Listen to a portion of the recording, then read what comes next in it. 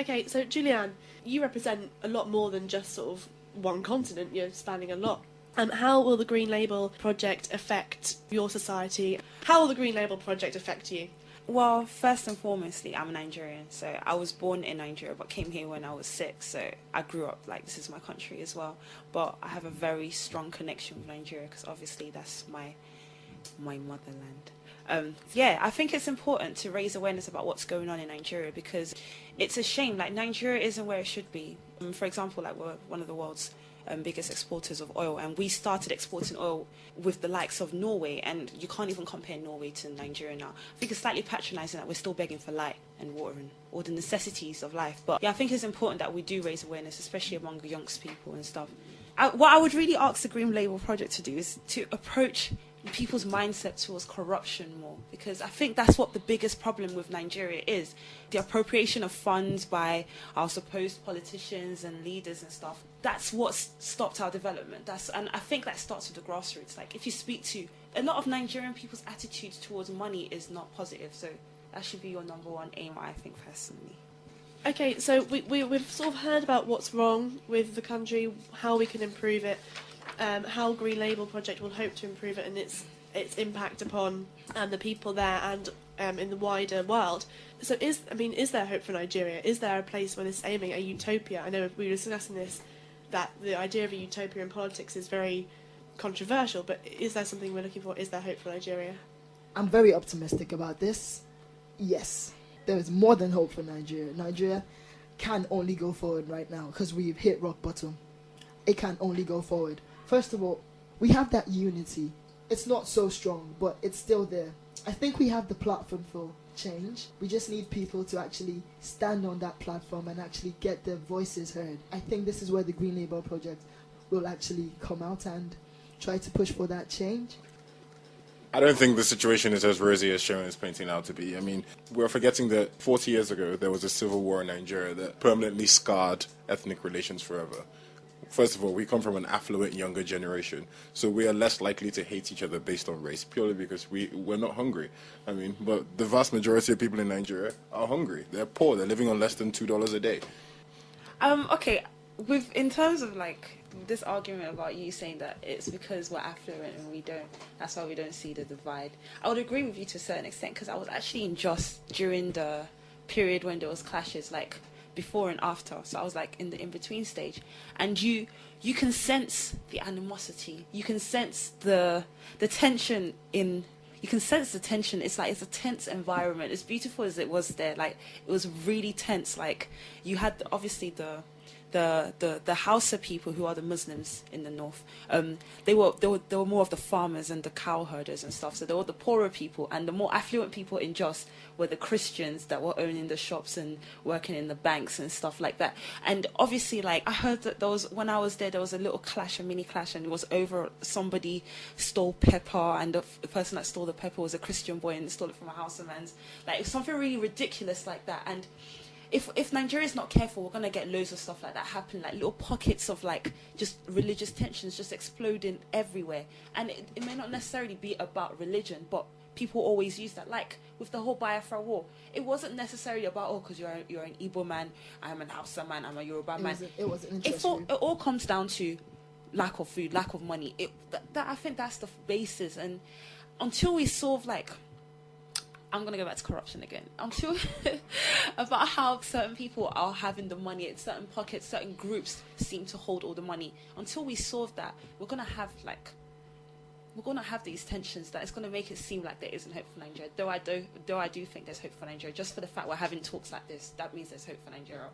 I mean, you're looking very much at the history and the turbulence of the country itself. I mean, do you think it's possible for Nigeria to sort of put this behind them to move on forward? I mean, obviously the debate is sort of circling around whether religions against each other are going to continue that. But, I mean, at heart, I hope that humanity is able to overcome this. So do you see Nigeria being able to put this past behind them? Definitely. Do you know the biggest feat of Nigeria and the Nigerian man is our ability to forgive and forget? Seriously? I'm telling you, like, it's weird. Really? It is weird. we clamor for change. We want a new government. We get the new government. We say, yay, it's a new government, and then the new government steals and steals and steals. 5 days later, we're on and on doing our normal thing. Did you hear about what blah blah blah did? Yeah, sad. It's sad, right? It's very sad. It's very sad. But don't you think that's just political apathy? Like, I was speaking to my cousin during one of my cousins that's in Nigeria on the day of our independence. Yeah. And you know how everyone was kind of getting excited here? I was like, oh, what are you guys doing to celebrate? You're in Lagos, man. You must be going to one party or something like that. He was like, who's celebrating independence? What have we got to celebrate? People are fed up. They don't care about the elections. They're just going to think, you know what, my vote doesn't really count because some next stupid man is going to get into power. No offense to whoever gets into power, I don't really care. But yeah, somebody else is going to get into power that's just going to mess things up again. So we don't really care. Like. But I suppose that embodies the Green Label project as a whole. Yeah, no, definitely. That's what I think the Green Label project is doing, greatness in inspiring people to care about elections. But in as much as you're getting people to vote and trying to inspire people to get involved with politics, what about the people in charge of like the electoral commission? Are our votes going to actually count, or are they still going to stuff it with who they want? First of all, that's what I said. It's not something that's going to happen immediately. No, yeah, definitely. The Green Label isn't a project that will bring about change tomorrow. It's something that we plan to get into the minds of people. It's a platform to get the affluent and the non-affluent together, to get them to talk. Again, unity, yeah. I mean, join together the country. So far, you've been arguing about, your argument for there's hope for Nigeria has been based around that things aren't that bad. But my argument would be that we're not laying the foundations to make things better. You can't win the lottery if you don't buy a ticket. You know, you can't just keep saying things will get better. I mean, Nigeria is not investing in education. It's generally accepted for a developed country to develop. You need to be investing about 28% of your GDP or 28% of your government budget in education, in transport, in electricity. These things are not happening. The things that are going to make it so that Nigerians are not too hungry to care about what's going on are not being done. So how can you say there's hope for Nigeria? Well, when you say the things that bring about development are not being laid down right now, the Green Label project is part of that as well. We are laying down things. Say let's paint the picture of building a house. Because the architect is drawing, you get the architect making the plans and the blueprints of the house. Yeah?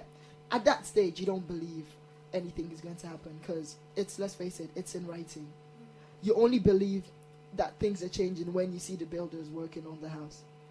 Let's see it this way. We are the architects. We are laying the blueprint.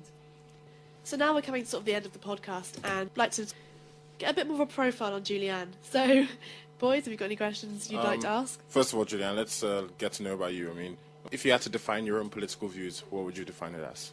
In general? Yeah, in general. I don't know, I was doing a Karl Marx essay, so I was slightly communist for a while, but I've moved on from that. I don't know. My political views have not been formed, so I'm not going to put a tag on it. That is probably one of the best answers you could give. And if you had to choose one person to win the 2011 Nigerian elections, who would you choose? Me. Very lovely answer. Apart from Goodluck Jonathan, and aside from Ribadu, who they've turned Mr. Anti-Corruption, I don't know if he's going to be a good leader. I would love for Fashola to run Nigeria. Fashola is the current governor of Lagos State. Yeah, just for what he's doing in Lagos. If anyone watched that Welcome to Lagos program, I know a lot of Nigerians complain that, Nigeria, the main Nigeria looks so poor and this and that. But they didn't, a lot of people missed out on what Fashola was doing in Lagos State. They would clean every Saturday of twice a month. People would stop and tidy up the streets. Just the Lagos development program that he's got going on. If he could apply that to the whole of Nigeria, Nigeria would be booming. That's what I can say. But and if you had to choose one person definitely never to win, who would you choose? IBB, Ibrahim Badamasi. Why do you believe that? IBB come on. He stole so much money from... He's the biggest thief. Oh gosh, Fela sang about him, international thief. Well, he was talking about Obasanjo. He was talking about the whole military class of 1966. So but all of them were included in that. If I'm correct.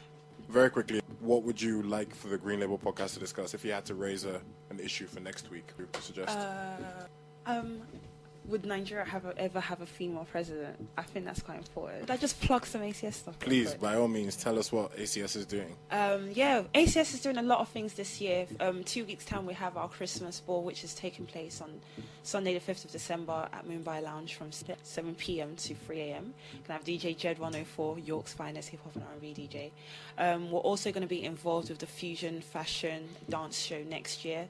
ACS has always been a highlight. Mr. Naya was involved. Were you? No? Yeah. I was a committee member. Yeah. 2 years in a row. Oh, yeah. Did you dance, like, when they were all topless? Can you do your fusion strut? Your fusion pose? I left the dancing to the more able amongst us. Okay, now I feel left out. It's alright, Sean, it's alright. But yeah, we're also planning to host a conference next year. It's not been confirmed in the spring term. It's rough title of Future Leaders. So Future Leaders in the African Caribbean community in the UK. We're trying to get some notable MPs down and people that are just doing big things in the African Caribbean community. And Green Label will be part of that. For defo, man. So you've been listening to the first of the Green Label Project podcasts. Thank you, Naya. Thank you, Sean. Thank you, Julianne.